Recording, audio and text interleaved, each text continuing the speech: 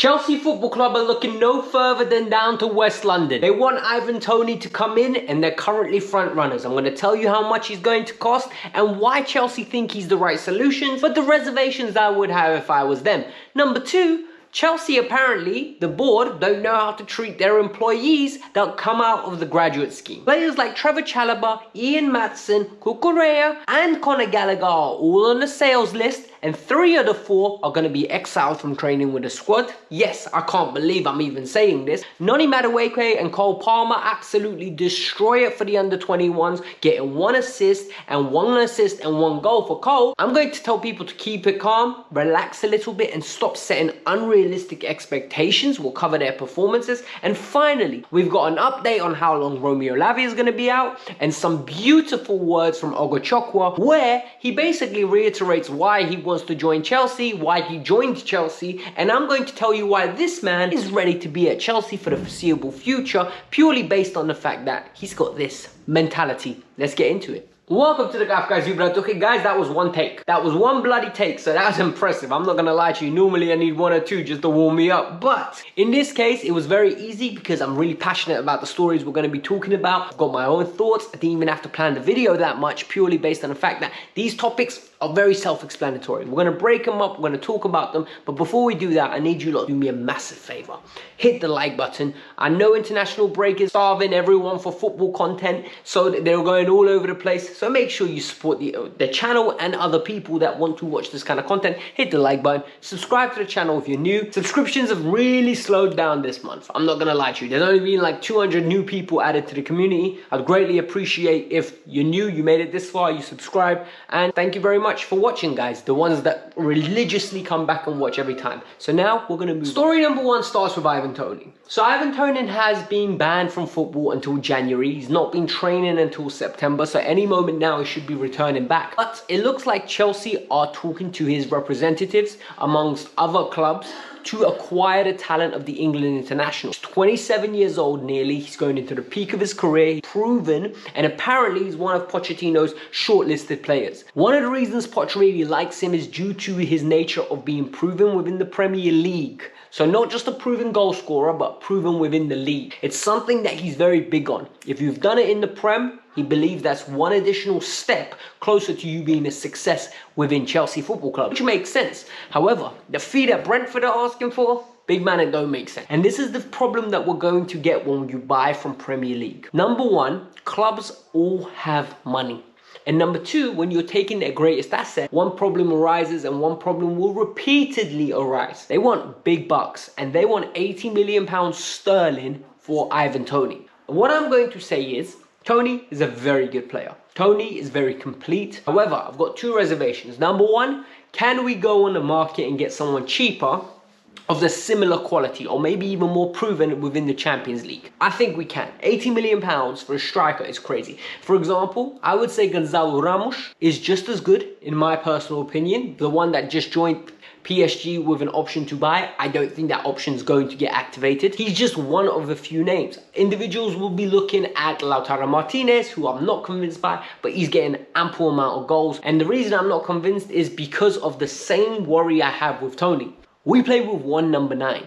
Toney's been playing majority of his games with Mbeumo. They play as a partnership, they work in tandem. Chelsea don't have anyone that plays in a 4-2-3-1 that will be close enough to. If Kai Havertz was here, I'd be like, okay, cool, we can go with that. But Kai Havertz isn't here, and we don't have that sort of player that's going to be in and around him, linking up with him, and Toney just literally being like a battering ram, bringing him in, 1 through ball, and Toney's in behind the 1-2 jinkity-majinky. I don't see it. But this move has got a lot of legs to it. Chelsea are front runners as it's being reported, so we will be keeping an eye on it. Story number 2 is a little bit upsetting, and story number 2 gets me in my feelings in a way that I get really emotional, and I need to understand that I can't look at it in a specific way that I want to. So for example, there are 2 thoughts of process when you need to look at the story. Number 1, what is the emotional standpoint? Do you want this player to stay? And more importantly, what do you think of the person as an individual associated with Chelsea? And number 2, get that business house. Because if you do that, you're most likely going to cover 90% of all angles. And in Trevor Chalobah's situation, it looks like the reports are coming out, he's going to be exiled. from the first team. Chelsea are not going to let him train with the first team. They are frustrated that he didn't go to Nottingham Forest when there was a massive bid on the table, north of £40 million. Chelsea are frustrated. Trevor did not want to go. He wanted to go to Bayern Munich. Bayern Munich didn't pay. So now I need to look at it from two perspectives, right? Perspective number one, Trevor's fault. This is Trevor's fault. Because Trevor Chalobah had an option of going to Bayern Munich. They didn't want him bad enough. He had another option, full well knowing he's fifth choice at the club. He had 4 individuals ahead of him. Chelsea told him, you're not part of the plans. Leave. He didn't want to leave. He was being frustrated. He stayed and said, no, I'm under contract for another 6 years. I'm staying. However, the second mindset you need to have is, this is classless from Chelsea. This kid came through our academy. This kid's never been a bad egg. This guy's fairly competent at doing his job. Very competent, actually. I'm being very harsh by just calling him competent. He's good at doing his job. He's not world class. He's not great, but he does his job to a good standard. And the problem here as it arises is they want to keep him when it suits them, but when it doesn't suit them, they want to get rid of him. They had no problem giving him new contract, negotiating just to keep his value up. But now, because he didn't move to Nottingham Forest, you're going to throw your toys out the pram and devalue the player? Silly in my opinion. That's just my opinion. A similar story is coming with Cucurella. It looks like he's going to be exiled. He's going to be pushed out to the side. And the club basically said, look, you're not going to train with us. You're not training with the first team. You're not going to be in and around Maurizio. You are not going to have the access that a Chelsea first team individual will have. So basically, Chelsea's solution is, and this is all allegedly coming from Nazir Cancella, if you don't want to play ball and you don't want to move on when it's your time, we will sell you. And if you don't want to leave, you will train with the kids. Like, we will embarrass you. And I think this is bad. We're getting a similar stories now coming out about Ian Maatsen and Conor Gallagher. But Conor Gallagher's one's different purely based on the fact that Pochettino is so invested in him. He's going to be playing. He's going to be getting regular minutes, which I think is a little bit worrying, but that's just me. Conor Gallagher will be playing a role within Chelsea Football Club, at least till January, until Chelsea decide whether to move him on or not.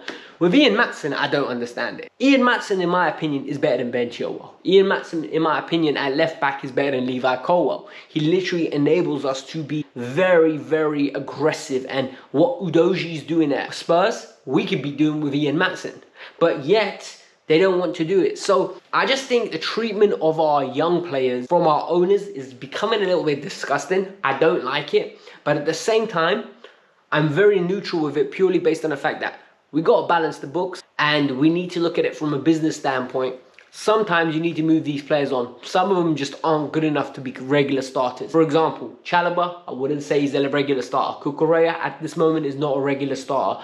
Don't see him being. Conor Gallagher is not a regular starter. Ian Maatsen at this moment in time, we have not seen evidence to suggest that he is a regular starter. Whilst I believe he could become a regular starter, it's frustrating. But it is what it is. That's just the stories. I want to hear your perspectives in the comments below, by the way. This is a very diverse and divisive story. It's one that either you're polarized at one side of the spectrum or you're at the other side of the spectrum, because I don't know exactly how everyone feels on this. Yesterday, we saw England under 21 absolutely destroy, I think it was Lithuania 3-0. And they didn't just destroy them, they played very well. It was nice tick-attack of football. It was very direct. It was very opportunistic. And what I really liked to see was the Chelsea boys in full action. You got Cole Palmer playing in the 8/10 role. You had Noni Madueke on the right wing. And what was interesting to see, Noni got an assist. Very direct, very good assist as well. Classic Noni, gets someone one-on-one, gets to the byline, crosses it across goal, beautiful goal. The other one which was very interesting was Cole Palmer's performance. Very good, nice little sliding ball through. I call it the Juan Mata pass. You know, you got a little bit of space on your left foot, slide it through nicely. Perfect way to pass, someone punches it in. And then the one that came to him from the left-hand side, and he put it top bins. And obviously, when stuff like this happens, what tends to happen on Twitter is, oh my God, they have to start. I'm going to tell people, calm down. Noni's played 110 games in his whole career, professional level. Cole Palmer's played 45, I think, if I'm not mistaken. So we need to be very realistic about what these players' ceilings are and what these players' at the moment abilities are. For me, personally, we need to be very patient, but given opportunities at the same time. So The burden needs to fall on Jackson. The burden needs to fall on Sterling. But even with Jackson, I think that's the harsh saying on Jackson. Jackson needs to be given patience as well. Sterling needs to jump up. The problem is we just don't have many experienced heads in this team. You can't give someone consistent minutes and expect them to produce because we don't know how well he's going to react under certain pressures. You haven't been tested. This is why the departure of Nkunku to injury has been really, really detrimental to the side. But the positive news is the two of them are showing that they are eager to impress. They're very talented, and I think they could be good for us in the long run. The final story is on Mr. Romeo Lavia. Romeo Lavia's injury is not as bad as they first assumed. Thank God for that. The initial reports were suggesting it was a tear. It could be anywhere up to months. It's not months. It's 6 weeks. 6 weeks is bad, but 6 weeks could have been worse. So by December period, we most probably will see Romeo Lavia return to the first team. He'll develop, and I kind of think it's a good thing that he's not coming back now. We take him out the firing line. We get the little bit of balance in that team that we need. Then Romeo comes back in. Romeo gets fit and ready to go. Gets invested into a squad that's doing well, hopefully, at that time, and just gets to flourish. But at this moment in time, the person that's going to take his minutes in an emergency or if needed is Leslie Ogochukwu. Leslie Ogochukwu is a player that recently joined Chelsea for 27 million euros. I've been very impressed every time I've seen him. It's been 2 games at this moment in time that I saw him. I saw him once against Liverpool and I saw him against AFC Wimbledon in highlights. However, what I do find very interesting is his mentality. The individual just screwed on. Like, what he was saying was beautiful to hear. He's like, look, sometimes the train doesn't come by twice. I don't want to miss my opportunity. I back myself to play in any team. I back myself to be developed. I back myself to be the one and only player. And he was just so positive. Like, his quotes were on the screen so you guys can read it and understand it. But he's just someone that is confident in his abilities. And I am really looking forward to see how this kid develops. I like him. So far, what I've seen, he's going to be an excellent 4th or 5th choice midfielder at this moment in time. So for me, I've got all faith that Leslie can recover, Carney can recover, and when they come back, we're just going to have 6 options for 3 roles. And I think that's a little bit bloated. That's my personal opinion, but it is what it is. Guys, today's video was a long one. I hope you lot enjoyed it. I took a day off, and it was actually nice not to record every single day. So all I'm going to ask for you lot now is to hit the like button, subscribe to the channel, let me know your thoughts. Peace out. I'm out.